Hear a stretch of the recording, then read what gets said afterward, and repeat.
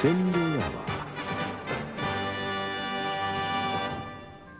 Once upon a time, there was a rich widower who married a proud but wicked widow.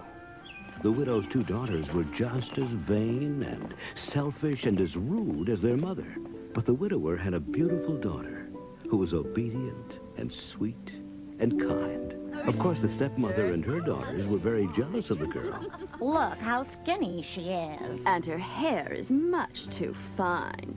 They made her do all the housework, no matter how hard it was.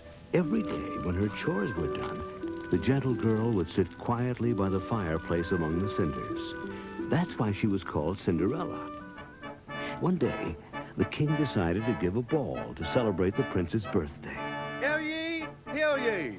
His Majesty the King hereby invites all lords and ladies of the kingdom to a ball in honor of his son, the prince. Everyone was invited, even Cinderella's two haughty, obnoxious stepsisters. On the day of the ball, there was so much excitement in the household as the widow and her daughters tried to choose the prettiest dresses to wear. This won't do at all. Oh, fiddlesticks. It's too tight. No, that's not my color. I'm going to wear red velvet with lace trimming. I will be absolutely gorgeous. Well, I shall wear a silk dress and my diamond necklace, and I'll be even prettier than you. Oh, tighter, Cinderella. Hurry, Cinderella. What about me?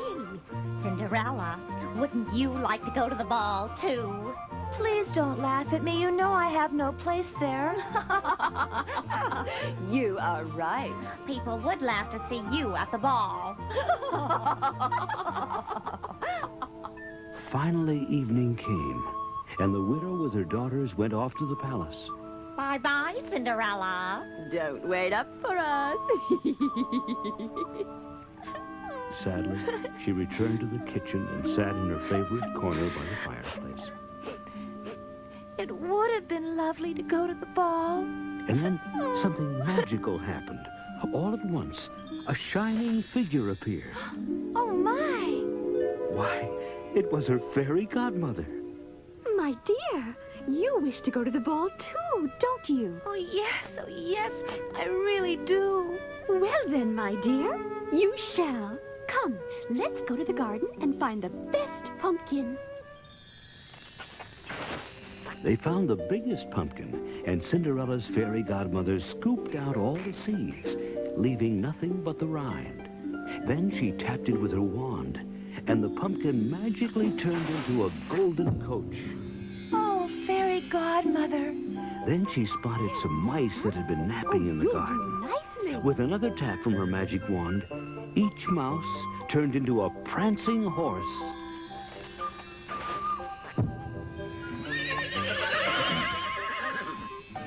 Next, Fairy Godmother chose the rat with the largest beard. There's one. And turned that rat into a fat, jolly coachman with fine, fine whiskers. In the garden, there were also some lizards. Cinderella's fairy godmother turned them into proud footmen, one for each side of the coach. The coach and horses and coachmen and footmen are wonderful, fairy godmother. But I can't be seen in these ugly old clothes. I see what you mean. Well, we can take care of that, too. And with just one sweeping touch of the magic wand, Cinderella's rags turned into a glamorous gown of the palest blue silk. Then she looked down at her delicate feet and saw the most beautiful glass slippers. Now you must hurry along, dear, and enjoy yourself. But remember, above all things, do not stay past midnight. If you stay just a moment longer, even a second, your coach will turn back into a pumpkin. Your horses, mice. Your coachman will be a rat. Your footmen will be lizards again. And your clothes, rags.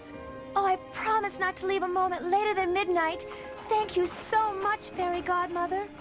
The night twinkled with stars, and as the coach approached the castle on the hilltop, Cinderella could hear the music.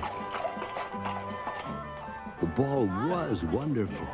And as soon as the prince heard that a great beauty had arrived at the palace, he ran out to greet her. She is even lovelier than I thought. May I have this dance? Why, yes. Oh, look at that. As the music started again, the prince led her to the dance floor. She danced so gracefully, the prince was entranced. Stars watching us shine so brightly. Oh, I feel their magic gleam. Could it be that we're in heaven? Are you real or just a dream? If this night will last forever, Then you will always stay. we'll reach our dreams together. We feel it in our hearts this day. La la la la. As Cinderella and her prince danced across the ballroom, her stepsisters were fascinated, for they did not recognize her. I wonder who she is. And where she came from. The prince is quite taken with her. So the evening went on, and the prince and Cinderella danced and danced to the music. This night must have no ending, till I know just who you are. And when I know your answer, I'll be with you near or far. Cinderella enjoyed herself so much that she forgot what her fairy godmother had told her. Suddenly, she heard the first stroke of midnight. Oh! Frightened, Cinderella ran down the palace steps so quickly that the prince could not catch her, and she even lost one of her glass slippers. Wait, please, come back. Look, her tiny glass slipper. If I only knew her name. Cinderella arrived at her home out of breath, without her coach or footman, without the dancing horses, and in her tattered rags, to await the arrival of her sisters. Her beautiful finery was gone, except for one of the little slippers that didn't fall off her foot. Hello. Did you enjoy the ball? Oh, yes, we did. You missed so much, Cinderella. A beautiful lady was there, and the prince couldn't take his eyes off her. No one could. The prince was desolate. He just sat and stared at the glass slipper and could think of nothing else but the beautiful lady he danced with at the ball. He daydreamed of their dancing all the time and wished more than anything he could find her again. Finally, he made a proclamation to the kingdom. I will marry the person whose delicate little foot fits this glass slipper. All the princesses, duchesses, and palace ladies tried on the slipper, but their efforts were in vain. At last, the two sisters had a turn when the prince's page brought the slipper to their home. The sisters struggled and grunted as they did everything they could to make the slipper fit on their feet. Oh, it's no use. Oh, well, it almost fits. Is there anyone else in the house? We must find this person for our prince. Please, may I try it on? You, Cinderella?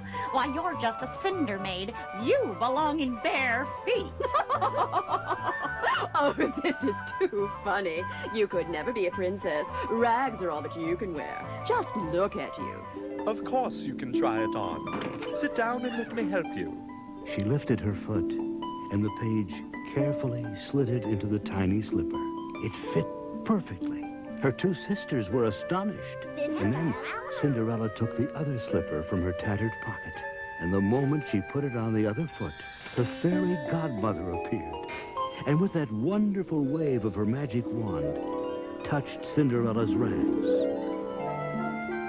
So now, standing before her sisters, was Cinderella dressed in the magnificent gown, looking as beautiful as she did at the ball.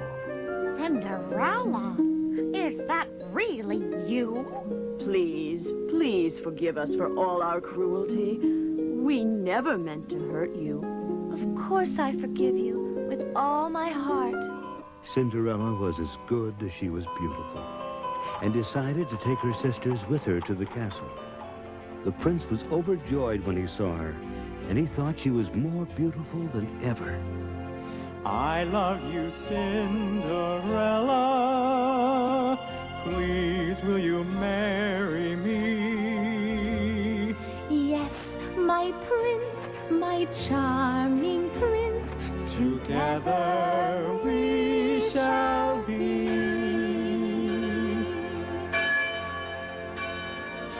Not long afterwards, they were married, and they truly lived happily ever after.